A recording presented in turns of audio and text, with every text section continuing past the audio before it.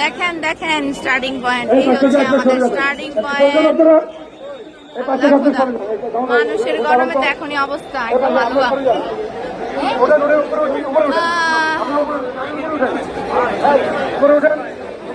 বেলুনের খেলার জন্য তো স্টার্টিং পয়েন্টে আছি এখন। বিশাল অবস্থা। হ্যালো, এখনই গরমে অবস্থা খারাপ হয়ে গেছে, এত মানুষ, 3500 রানার। হ্যাঁ, খালি এইটাই বলবো, আল্লাহ জানি সবাইকে সুস্থভাবে শেষ করায়, আমরা যাতে সবাই সুস্থ থাকি, এটা হচ্ছে সবচেয়ে ইম্পর্টেন্ট। খুব বাজে অবস্থা, সবাই গরমে কষ্ট পাচ্ছে, এখনো ভাষণ শেষ হয় না। হ্যাঁ, আমাদের নেতাদের ভাষণ শেষ হচ্ছে না, এখানে আন্দোলন চলতেছে, তারপরও এখনো স্টার্ট হয় নাই। দেখেন দেখলাম মানুষের ভিড়।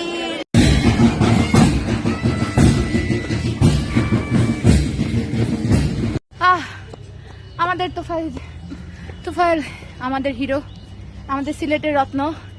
আসলে সবসময় পোডিয়াম ইম্পর্টেন্ট না, ও আল্লাহর রহমতে প্রত্যেকটা ইভেন্টে আমাদের পোডিয়াম, এবং খুব ভালোভাবে রেকর্ডধারী পোডিয়াম। হ্যাঁ, আমাদের সবসময় এই ভিডিওটা করা তাদের উদ্দেশ্যেই, যারা আজকে আপনারা পাগলের মতো খিচায় দৌড় দিবেন শুধু পোডিয়ামের জন্য, তাদের উদ্দেশ্যে করা, যে আপনার জীবন ভালো থাকলে আপনি পারবেন। Sometime you should drop. Okay, ও ক্র্যাম্প করছে, ছেড়ে দিছে, আমার প্রেশার লো হয়েছে, আমি ছেড়ে দিছি। সবসময় পোডিয়াম ইম্পর্টেন্ট না, আপনি জীবিত থাকলে পারবেন, আর আজকের এই গরমে আপনার ফিনিশ করাটা ইম্পর্টেন্ট। সো প্লিজ, হ্যাঁ না ফিনিশ করিস নাই, কারণ তোর অবস্থা আরো খারাপ। আমি তো প্রত্যেকটা বুথে পানি, কলা, খেজুর যা আছে সব খেয়ে খেয়ে চলতেছি। হ্যাঁ, সবসময় প্রত্যেক ইভেন্ট একরকম যায় না রে ভাই। সুস্থ থাকলে ইনশাল্লাহ পরের ইভেন্টে ইনশাল্লাহ একদম সাকসেসফুলি এবং অনেক ভালো রেজাল্ট নিয়ে পারবি না বল? ইনশাল্লাহ। ভালো থাকিস, দোয়া রাখবি। আল্লাহ হাফেজ, ইনশাল্লাহ। আমাদের লাস্ট ল্যাপ, এই পয়েন্টটা দেখেই ভালো লাগতেছে যে এই পয়েন্ট ক্রস করছি মানে এখানে আমাদের আর আশা লাগবে না। কিন্তু এই লেপে যা অবস্থা, হেঁটে ঠেলে বসে আমরা পার করছি। আমরা কয়েকজন আসছি, জাস্ট ফুড টেস্ট করবো এখন প্রত্যেকটা বুথ থেকে।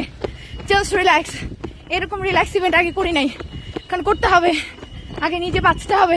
আলহামদুলিল্লাহ 21 কিলো শেষ করেছি, মানে হরেবল রানিং এক্সপিরিয়েন্স, বিকজ আমার প্রথম যে ইন্টারন্যাশনাল 21 কিলোমিটার ইভেন্ট ছিল, হ্যাঁ অফিসিয়াল ইভেন্ট, ওটার টাইমিং এর থেকেও আজকে টাইমিং খুবই খারাপ।